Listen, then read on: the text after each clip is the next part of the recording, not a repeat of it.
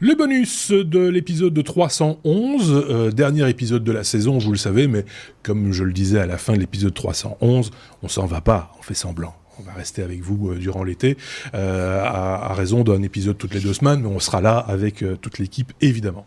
15 minutes, un bonus, c'est ce qu'on vous propose, 15 minutes, montre en main, avec l'équipe de l'épisode précédent, forcément, les deux mêmes zigomards. D'un côté, nous avons David, de l'autre côté, nous avons Sébastien. Vous allez bien tous les deux? De grande forme? Ouais, flop. Ça va. Flop, on n'a toujours pas eu la réponse, mais c'est pas grave. Je vous renvoie à l'épisode 311 pour avoir plus de précisions. Si vous ne l'avez pas encore écouté, évidemment, n'hésitez pas. Vous n'êtes pas obligé d'avoir vu l'épisode 311 pour comprendre ce dont on va parler ici, mais c'est bien quand même. Cette fois-ci, exceptionnellement, c'est quand même bien d'avoir les deux points de vue. On commence avec, je pense que c'est David, qui nous ramène cette information très intéressante concernant Google, qui a fait planter tous nos téléphones. Enfin, en tout cas, tous ceux qui ont un téléphone Android et toutes les applications qui vont avec, et tous les business des gens qui ont des applications Android. Non, c'est flop. C'est flop. C'est flop, Je gère ça. Voilà. C'est moi. Ah, c'est toi qui gères ça. Ah, Okay, c'est moi, ouais, c'est moi. Ah, ben vas-y. Tire-toi une balle dans le pied. Oui, et donc, ça a gueulé cette semaine, la semaine passée, ou ça dépend quand vous l'écoutez, parce qu'effectivement, toutes les quelques secondes, 30 secondes, t'avais un petit message qui arrivait en plein milieu de ton écran qui disait « Google, il s'est planté ». Google, il s'est planté. Bon, à un certain moment, mon téléphone, il m'a proposé, dit, t'es sûr que tu veux pas qu'on le dégage, Google? Je dis, non, écoute, c'est quand même utile, laisse-le, on va regarder, ce soir, ça ira mieux. Effectivement, le soir, ça allait mieux. Google a d'abord dit, non, en fait, ça a l'air d'aller, on comprend pas ce que vous voulez. Bon, à partir du moment où t'as des dizaines de milliers de personnes qui râlaient et qui envoyaient, parce que tu peux envoyer le commentaire, donc Google s'est quand même dit qu'il y a un problème. Et ce qui s'était planté, c'était vraiment le petit truc qui faisait le widget pour pouvoir faire une recherche sur Google et tout ce qui est connecté derrière. Donc pour Google, c'est un petit peu gênant. C'est son application quand même de base et qu'ils aient réussi à planter un truc. Donc ils n'aient pas eu le quality testing parce que l'application, t'avais rien à faire, elle plantait de base. Les personnes qui contrôlent les applications chez Google, c'est quand même énorme. Non, apparemment non, personne. Et voilà. Team, on les a eus. Mais... c'est ça, tu les as eus. Effectivement. Je sais pas comment les mecs ont réussi à publier ça, parce qu'à leur niveau, c'est quand même assez étonnant. Alors, qui se plantent avec Maps ou un autre truc. Là, c'est une chose relativement visible, mais c'est apparemment assez régulièrement. Moi, je l'ai moi-même constaté régulièrement. Ils font des mises à jour. Sans nécessairement tout contrôler, et ils sont obligés de faire des rollbacks hyper rapidement. Ils ont eu ça sur Android TV à un moment donné, ils ont eu ça sur d'autres applications, où c'est des fois des petits modules très très spécifiques qui sont utilisés dans certaines applications et dans certains cas de figure, mais qui sont quand même à un moment donné dommageables pour quelqu'un. Excusez du peu, si ça existe, c'est que ça doit fonctionner, voilà, et que ça doit filer droit. Oui. Et on n'en fait pas toujours tout état. Ici, c'est parce que c'était un truc un peu grand public que ça se voyait fort, mais c'est pas neuf, ça arrive régulièrement avec Google. Non, ça arrive, mais ce qui est étonnant, c'est que justement, ils ont les capacités de déployer de manière délayée, c'est-à-dire que nous, on a réutilisé ça au boulot. Ce qu'ils font, c'est que ils vont pas déployer la mise à jour chez tout le monde en même temps. Donc, ils ont le moyen de dire, on va déployer à quelques machines aujourd'hui, et puis un peu plus demain, et puis etc. Et donc ça te permet de t'assurer que le truc est stable et que t'as pas pété en un coup tout chez tout le monde. Et donc c'est possible. Normalement ils utilisent ce type de déploiement, donc je suis assez étonné que ça a été aussi grand public, ou alors ça n'a pas autant gueulé parce que justement on en était encore qu'au début du déploiement. Je sais pas. Finalement, il n'y a pas beaucoup de drame, hein. C'était juste un plantage, c'était drôle, voilà. Oui, mais quand ça touche des applications tierces et des choses comme ça peut vraiment énerver du monde. Hein. De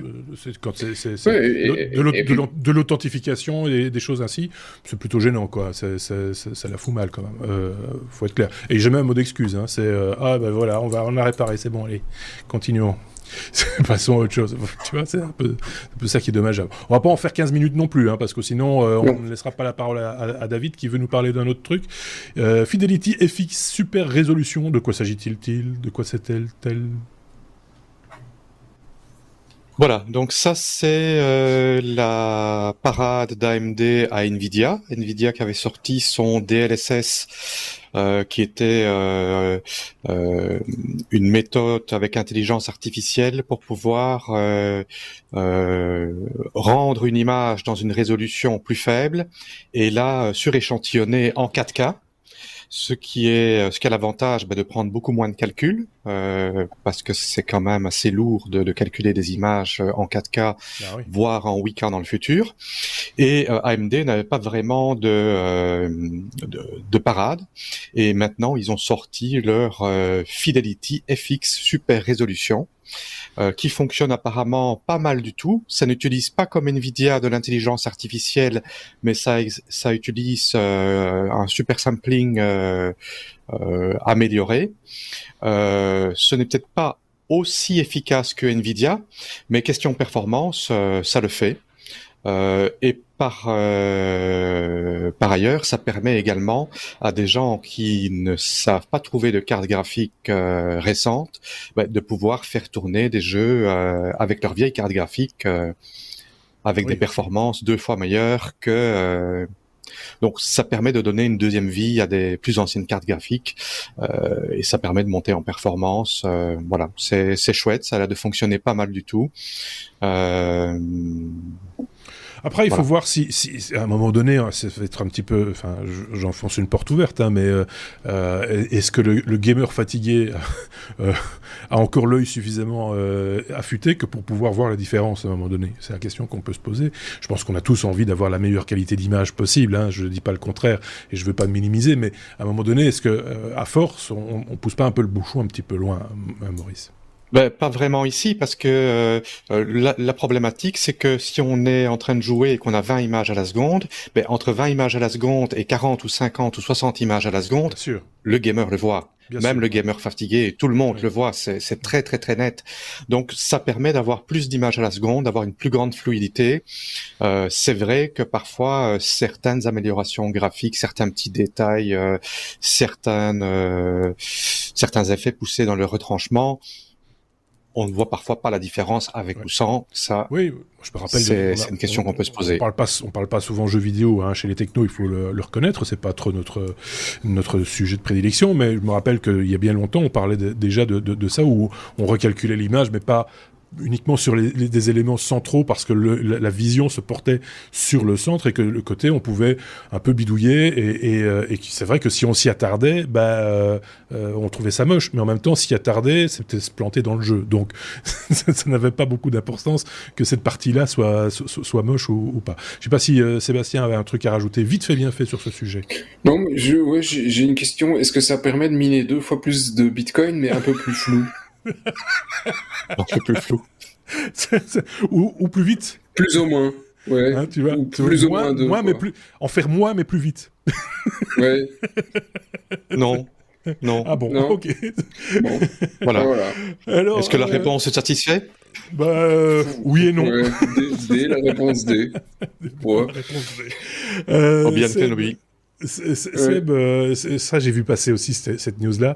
Le SSID qui tue, le SSID si vous préférez, c'est le nom de votre réseau Wi-Fi en gros. Hein, c'est le nom qu'on donne à son réseau Wi-Fi. Voilà. Et qui tue certains appareils. Oui, étonnant. Si tu veux, on peut même... C'est ça, IT. Mais non, c'est effectivement. Parce que tu as dit SSID. Non, mais je sais, mais si tu prends l'acronyme anglais, faut y aller à la fond, quoi. Oui, c'est ça. Je suis d'accord. Bon, voilà, quoi. C'est pour ça que j'ai corrigé, hein, en même temps. C'est comme en français, on dit FBI, mais c'est IA. Donc, mais bref. C'est comme les mauvais animateurs radio qui présentaient Lionel Richie ou bien Lionel Richie, tu vois? C'est un peu la même chose. Oui, on continue. Allons-y. Ça me reste. Et donc, c'est un truc ici que tous les gens peuvent faire, ceux qui n'aiment pas les iPhones, en l'occurrence, c'est-à-dire créer un Wi-Fi qui s'appelle %P, %S, %S, %S, %S, %N.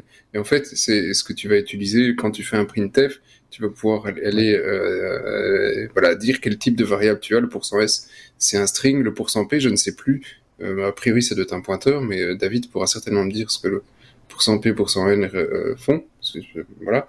Et donc, à partir du moment où tu mets ça dans le nom de ton SSID, simplement ton iPhone perd le Wi-Fi. Mais c'est pas qu'il le perd juste un coup, il le perd définitivement. Il n'y a plus de Wi-Fi. Le truc, il est planté irrémédiablement. J'adore ce genre de bug, moi. Je trouve ça magnifique. En un coup, tu as une brique qui n'a plus de Wi-Fi. Donc, alors c'est à moi que tu dis ça. Et même en relançant, en l'éteignant, c'est fini. C'est fini. Il y a une petite parade quand même. Hein. Il paraît que c'est assez simple. Moi, j'ai pas été voir ce que c'était la parade, par contre. Oui, alors tu dois aller. Je suis persuadé que je vais dans le métro. Je suis certain qu'il y a plein de gens qui n'ont pas mis à jour leur iPhone. C'est certain. C'est certain. Donc tu mets un petit réseau Wi-Fi comme ça qui est très bien. Ils doivent faire un join. Donc je pense que si tu le mets non sécurisé, tu auras plus de chances. Ah, ils doivent faire le join quand même. Ouais, ils doivent faire le join. Et donc tu dois aller dans les settings, général, reset network settings, et c'est fini. Le hardware n'est pas cassé, par contre le truc, le soft est planté. Il perd ses jeunes, c'est terminé. À mon avis, il garde le dernier SSID dans lequel tu as été, et après, le truc. C'est quand même assez drôle d'arriver avec des chaînes de caractères comme ça, parce que je rappelle qu'on avait quand même, je sais plus qui nous avait ramené cette news, mais c'était magnifique, parce qu'on avait remarqué qu'on pouvait mettre des emojis dans les SSID. Et donc c'était très drôle d'arriver à avoir des trucs avec enfin voilà. On peut terminer peut-être, il nous reste 3 minutes. Ouais, à mon avis, c'est un bug. Hein. Quelqu'un qui a dû vouloir mettre quelque chose dans son SSID de manière automatisée, il s'est planté dans son printf, et c'est arrivé, il a voulu faire un join et c'était mort. Microsoft qui dépasse les 2 trillions de dollars de capitalisation. David, toi tu viens toujours avec des chiffres à un moment donné qui veulent plus rien dire, quoi. Des exaflops, 2 trillions de dollars, c'est 2 fois 1 trillion de dollars. Ce qui est intéressant, c'est que c'est magnifique. Ça c'est très bien. Bravo, merci beaucoup. c'est que c'est les deuxièmes à y arriver après Apple. Donc Apple avait il y a pas très longtemps atteint les 2 trillions de dollars de capitalisation boursière, et maintenant Microsoft rejoint Apple dans le club select des bitridionnaires. Des multitrilionnaires. Multitrilionnaire, en fait. Voilà, c'est ça. Tout ça, grâce à la crise sanitaire, aux gens qui sont restés chez eux, qui ont consommé beaucoup plus de produits Microsoft, des Xbox, etc. Oui, ça a été une aubaine. Teams. Voilà, c'est tout. Également. Oui. Teams, pas Skype, voilà. Parce que Skype, je sais pas s'ils font encore de l'argent avec ça. Ils n'ont jamais fait d'argent. Je pense que oui. Skype n'a jamais rapporté d'argent à aucun de ses propriétaires. Mais voilà. Donc Microsoft est content. Voilà. Content. Je retiens cette réponse. C'est quoi 2 trillions? C'est 2 fois 1 trillion. Ça me merci beaucoup. Mais c'est quand même beaucoup plus que 3 milliards. Oui. Les deux frères, mais bon, ça, il faut regarder l'épisode complet d'avant. Mais les deux frères, ils sauront pas s'acheter Microsoft. Pas acheter Microsoft. Non, il va falloir encore faire le coup quelques fois. Ouais, il faut qu'ils se multiplient quelques fois. C'est des pauvres. Combien de frères faut-il? C'est des pauvres. Mais flop. Mais bon, voilà. Donc on a posé une question à l'épisode 311. On a posé la question de savoir si vous aviez une blague avec flop.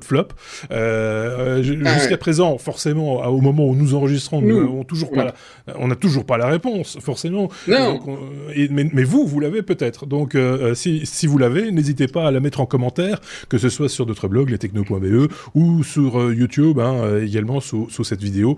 On sera bien content de savoir s'il existe réellement une blague avec flop. Parce qu'on n'est pas sûr du tout, du coup on commence à avoir des doutes sur cette histoire. J'ai encore un truc technologique pour 30 secondes. Vraiment. Vous savez qu'on a fait un épisode complet, un bonus. Non, c'est 1111. On n'a même pas fait 30 secondes sur... tu vois, le suspense est insoutenable. Windows 11 qui a été annoncé officiellement aujourd'hui, dont en fait, apparemment, personne n'en a à faire. Si, on en a parlé la semaine passée du leak. Mais il a été annoncé aujourd'hui officiellement. Il fallait pas faire leaker le truc la semaine passée. C'est pas plus compliqué que ça. Parce qu'il n'y avait pas plus d'informations aujourd'hui que la semaine passée. Non, il n'y a rien de plus. Il y a rien de plus. Donc, j'ai trouvé la réponse. C'est 1111. Donc c'est Windows 11 x 2 pour le trilliard. Et 1111, c'est le nombre de frères qu'il faut pour acheter Microsoft. D'accord. C'est un truc avec McAfee encore. C'est Oui. Bon, écoutez, prenez soin de vous, prenez soin des autres. Merci David, merci Sébastien. Passez de bonnes vacances et on se retrouve évidemment la semaine prochaine avec un nouvel épisode des Technos. Salut!